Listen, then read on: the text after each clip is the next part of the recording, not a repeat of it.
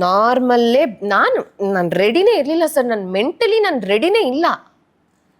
ಹಿಂದಿನ ಕಾಲದವ್ರು ಹೆತ್ತಿದ್ದಾರೆ, ನಾನು ನಾರ್ಮಲ್ ಆಗಿ ಹೆರೋದು.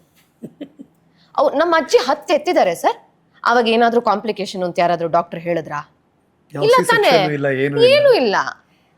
ನಮ್ಮ ಅಜ್ಜಿ 10 ಎತ್ತಿರ್ಬೇಕಾದ್ರೆ ನಾನು 1 ಹೇರಕ್ಕಾಗಲ್ವಾ ನಾರ್ಮಲ್ ಆಗಿ? ನೀವು ಪೇನ್ ತಡಿಯಲ್ಲ ಅಂದ್ರು ನನಗೆ. ನಾನು ತಡಿತೀನಿ, ನೀವು ಹೆಂಗೆ ಹೇಳ್ತೀರಾ ಅದನ್ನ? ನಾನು ತಡಿತೀನಿ. ಬಿಡ್ಲಿಲ್ಲ ಸರ್.